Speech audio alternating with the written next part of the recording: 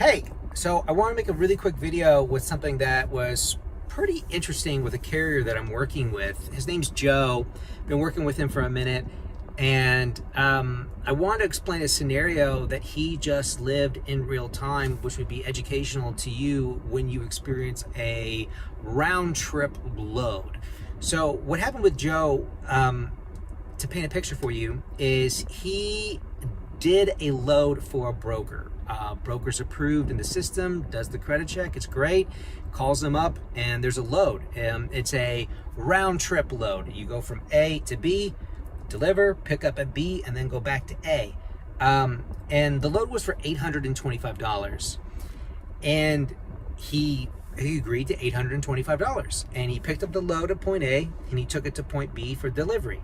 And at point B, he's supposed to pick up a load and take it back to point A to complete the round trip for the agreed total amount of $825. Same day load. Great, easy, simple for him.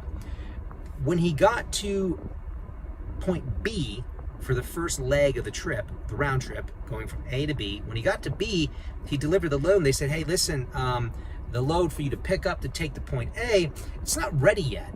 It's actually not gonna be ready for like a week. So we don't have anything for you. And Joe was like, hey, that's fine, that's cool. And Joe did a great job. He said, go ahead, sign this paperwork with your name, the in and out time, the date, and I need you to notate on the POD that there's no second product, second load to pick up and take to point A. It's not there, it's not ready. And notate the product is not ready for the second leg of the trip. But that's not Joe's fault. The shipper isn't ready with the product. And it's actually not the broker's fault either, because the shipper has not properly informed the broker that the load was not ready for pickup. So he's getting one leg of the trip for the delivery, A to B, done. And then there's nothing to pick up at B to take back to A. So the broker, you know, he had his documentation, called the broker, told him, hey, this is what's going on, but it's a round trip. That's what he agreed to. It's a round trip. He has to get home. So what did the broker do? He's like, oh, well, since there wasn't another, you know, the back haul, since the back haul wasn't available, can you do better on the rate? And it's like, what do you mean do better on the rate? He agreed on the front end that it was a round trip for $825. So the broker is now trying to swoop in on the back end. Well, since it wasn't ready, can you give me some of that money back? It's like, no, that's not what this was agreed to. It was agreed to do a round trip load, A to B and B to A, round trip, $825.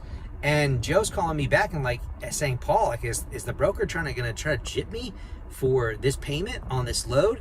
And it's like, well, maybe he might make it a little bit difficult for you, but at the end of the day, Joe did everything right, and it should go through fine, squeaky clean, no issue, no problem. The broker was approved in the credit check system. They're good to go for factoring.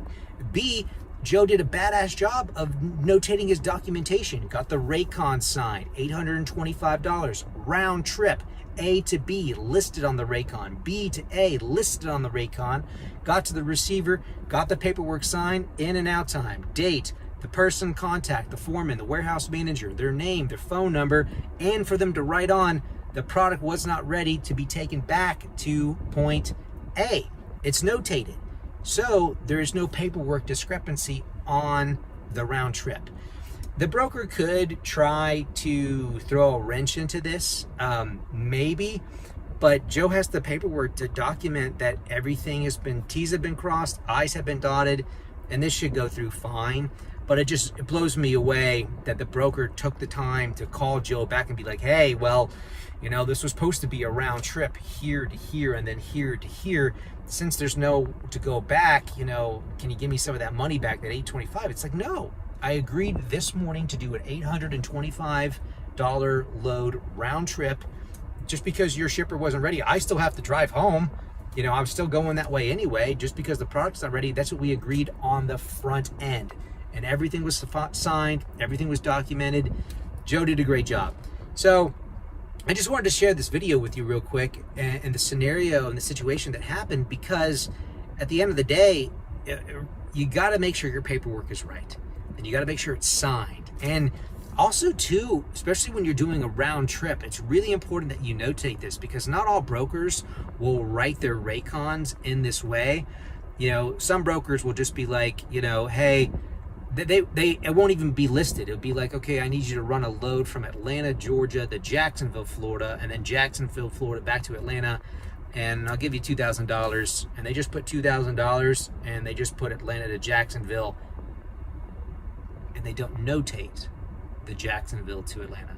They just don't notate it because it's verbally said to the carrier on the phone, but it's not notated.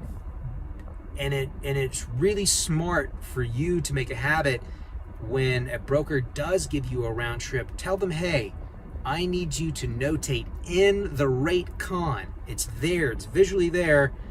Atlanta to Jacksonville, Jacksonville to Atlanta. It's there. It wasn't a verbally said thing, because if it's only verbally said, there's no paper trail to go back and backtrack it for the purposes of, you know, documentation. Because then it just goes into this gray area of he said, she said, this phone call, that text message. You know, none of that's valid. Email documentation and what's on the rate con. That is what the paperwork needs to be to back up any verbal claim. Is it on the rate con? Is it on the POD, BOL, etc., etc.? So Joe did a great job. So just take this as 2 cents, as a quick tip and trick when it comes to sort of thinking through round trips and what you could experience. Still kind of shocked that this broker had the guts to call him back and be like, well, can I have some of that money back? What a prick. Anyway, Joe did a great job. Wanted to share that with you. Hopefully you learned something from this video. Catch you on the next one. Bye.